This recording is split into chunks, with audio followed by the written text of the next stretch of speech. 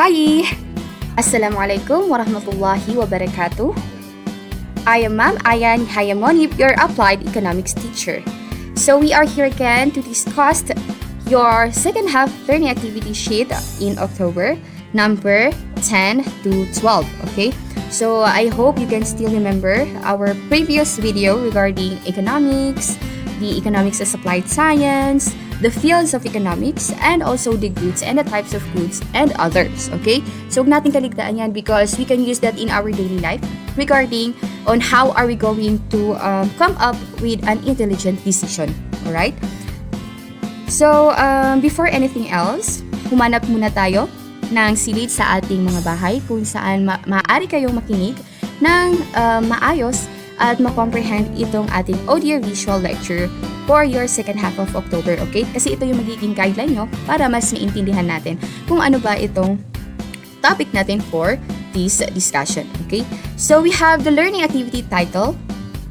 First, we have the economic resources or factors. Ano-ano nga ba yung pinagkukunan natin ng resources, no? The economic resources or factors at yung 4 basic economic problem natin. What are the 4 basic economic problem na nai-encounter ng bawat bansa sa buong mundo? Okay, dito tayo nagkakapare-pareho. So at the end of this discussion, malalaman natin yan. Now we have the learning target. Ito yung mga learning target natin at the end of this audio-visual lecture. First, you will be able to identify economic resources and the factors of production. Also, to enumerate the factors of production. So, right, that's it. Now, we will be discussing for the economic resources, no? So, later on, we will be discuss further, no? I-elaborate natin na maayos yung mga economic resources natin. So, before that, let's introduce what are these economic resources, no? We have these 4 factors of production. First, the land, labor, capital, and entrepreneurship.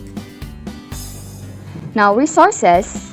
Well, in economics, when we talk about resources, it has to be productive, meaning you can use these resources to produce something, okay?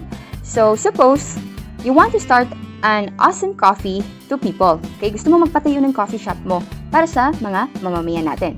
So, what do you need? Okay, ano yung mga kailangan natin? Siguro, a cafe, right? Maybe we need a cafe wherein pwede kang mag-rent ng place or land, okay? Na pwede mong patayuan ng iyong cafe or coffee shop. And also, you need water and electricity. And of course, coffee beans. So, ano yung matawag natin dito? Ito mga nabanggit, ito yung tinatawag natin na raw materials, okay? These are what we call as raw materials. Now, after that, what else do we need? Okay? Ano pa yung mga kailangan natin para makagawa tayo ng coffee shop? So, what about coffee makers or machines? We also have cash registers for cash transactions, right? So, these are machines and tools that helps us to use our goods. And they are called as capital, okay? Or capital machines. These are tools, even factories are considered as physical capitals. Ito yung mga tinatawag natin na physical capital, like mga machineries and other tools na pwede natin gamitin para ma-produce yung ating goods. Now, we also have another type of capital which is called as your human capital. In human capital, it refers to the knowledge and skills of people to enhance the production capacity. For example, your knowledge to make coffee. Yung talino mo para makagawa ng coffee or ideas mo to make coffee is what we call as human capital, okay? Your knowledge to make coffee is considered as human capital, okay? So our question, is money considered as capital? Ang pera ba considered siya as capital? Well, in economics, resources must be productive, okay? So ang tanong, can money itself can produce anything? Okay? Yung money mismo, nakaka-produce ba siya ng something or ng goods like other capital like machineries and tools? Diba hindi? No. So although you can use money to purchase resources like machines or coffee beans, money by itself cannot produce anything. So it's not considered as a type of resource. Okay? Hindi siya considered as a type of resources. And it is understandable that some of us find it confusing. Medyo confusing talaga itong capital or yung money as a capital because we often hear this from the commentators about financial capital or yung tinatawag natin na investment capital na nire-refer natin sa money. And yes, in fact, in everyday life, we often equip money to capital. But in economic, okay, ang pinag-uusapan kasi natin dito is yung economic field ng money. Okay, so in economic money, it is not considered as capital. Alright? Guys, ang money hindi siya considered as capital in economics because it cannot produce anything like machine does. Okay? Hindi siya nakaka-produce, yung pera mismo ay hindi nakaka-produce ng goods tulad ng mga machines natin. Like for example, yung coffee machine. Nakakagawa siya ng coffee. Yung pera ba, makakagawa siya ng coffee itself? No. Rather, money is an expression of value. Value lamang ang pera. So with money, it is easier for us to produce or exchange goods and services. Alright? So once we make coffee, we need to sell it. Don't you? Kailangan natin siyang ibenta. So we need waiters, labor, hence we need to hire people. So kailangan na natin mag-hire ng people. After natin makakuha ng land, ng capital, kailangan na naman natin ngayon ng mga tao para maibigay yung serbisyo ng ating goods. Okay, so we have to hire people. So with land, capital, and labor, no? Ano pa ang kulang? Ano pa yung kulang para sa ating business or para maitayo natin ang ating coffee shop? So let's bring these resources together. And if we are going to organize these together and make it a productive enterprise, pag sinabing enterprise, it is similarly to business, you, yes, you, who are you? You are the boss, the entrepreneurs, okay? Doon na papasok yung ating entrepreneurs or entrepreneurship. Because entrepreneurship is also a kind of resource, okay? Because as an entrepreneur, we take risk and brings the other three resources together to make the business work. So, tayo as an entrepreneur, tayo yung mag-iisa-isa dito sa three resources na nabanggit, yung land, capital, and labor.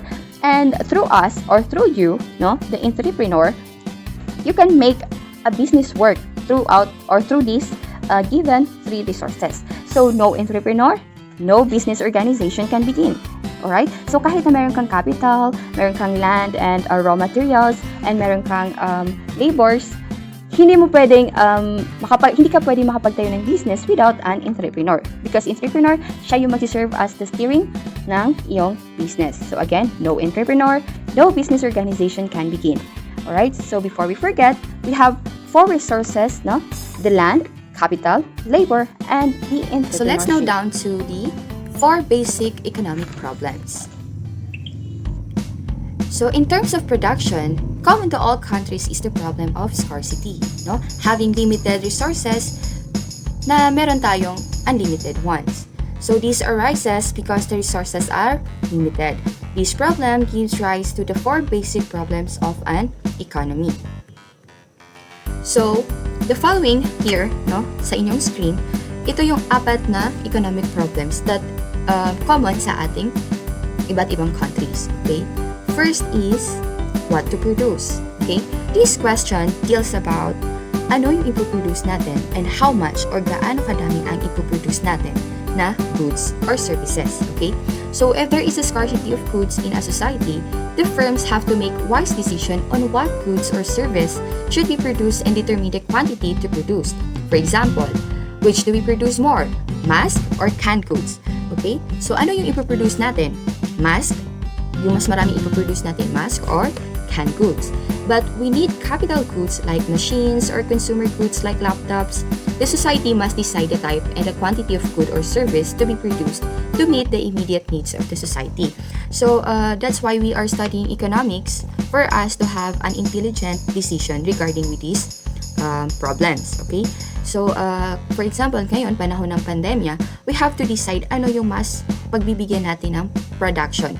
Yung mask or yung canned goods, okay? At saka kung gaano ba kadami yung ipoproduce natin para mai-supplement natin doon sa ating mga consumers. So what to produce talks about what goods to produce and how much are we going to produce. No? Depende sa scenario na kinahaharap ng ating society. Next question is how to produce. how are we going to produce the goods? Okay? So the production of goods or services needs effective methods and processes. For example, you can produce PPEs, yung PPEs na ginagamit ng ating mga frontliners, using sewing machines. Sardines using aqua resources like fish and land resources like tomatoes. So the production requires more labor and capital investment. So sa how to produce, we are going to ponder the word efficient. Okay, how are we going to produce the product or the goods efficiently or using the resources efficiently? No, for example, kung ano yung available natin na materials or capitals or goods for us to produce goods, then yun yung ating i-utilize. No, so again, this question talks about the production requirements, or the processes and methods that we are going to use to produce the goods. Next is, ang pang-third na problem natin here is for whom to produce. Para kanino yung ating iproproduce, okay? So, in here, we are dealing with the consumers na magkukonsume nitong ating goods, okay? So, the society would always consider the immediate beneficiary of the goods. For example, when we produce masks and PPEs, we supposed to produce first these for the frontliners of COVID pandemic 5. A society decides on the distribution of the goods and services among the members of society who need them the most. So, in here, again, one of the importance of studying economics is that for us to have an intelligent decision in dealing with this matter. Okay? For example, ngayong pandemic, kung magpo-produce ka ng PPEs and mask, para kanino natin muna ito ibibigay? For the frontliners or for the other members of our society? Knowing that we have a big numbers of members of society, hindi natin agad-agad mabibigyan ng needs of mask and PPEs ang ating mga mamamayan. That is why we have to have this decision kung kanino ba natin first ibibigay ang goods and services. Okay? So here, in this example, kung ngayong pandemya, ang first na ipa-priority natin na mga beneficiaries nitong goods are the frontliners, then followed by the other members of the society. So the next question we have is what provision or law should be made for economic growth? So in here, a society uses all its resources for current consumption. So if a society uses all its resources, then its production capacity will not increase. So the standard of living of the people and the income of the workforce remain constant until the standard of living will decline in the future. For example, we have this abundant material of trees, right? Or abundant production of rice and meals, but constant yung magiging productive niyan until such time na may darating na bagyo.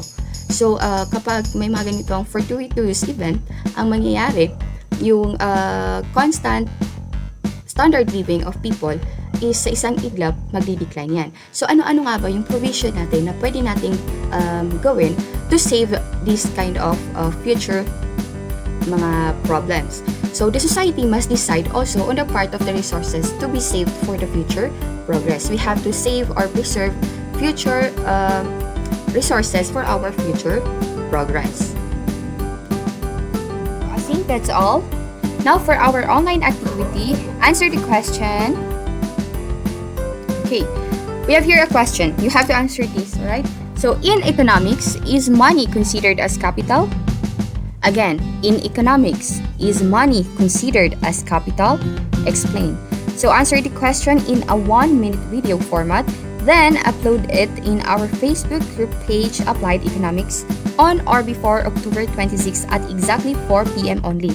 Okay, so beyond that is a sorry, or it shall be subject for deduction. Okay, so you have to follow the instruction, again, 1-minute video format. Then you have to record it. Okay, record yourself in a video format. After that, i-upload nyo siya sa ating Facebook group page on or before October 26 at exactly 4 p.m. only. So, i-explain nyo siya ng maigi in just 1 minute. Alright? Then, kung hindi ka pa nakakasali sa ating group page, mangyaring i-search sa inyong search engine ang AKIC SHS Applied Econ by Ma'am Aya. Then, kindly join, i-upload ko lang kayo. So, please have an advanced reading on the following: supply and demand, and also the demand and supply schedule. Then, if you have any questions, you can reach me at Alright, hope you guys have learned.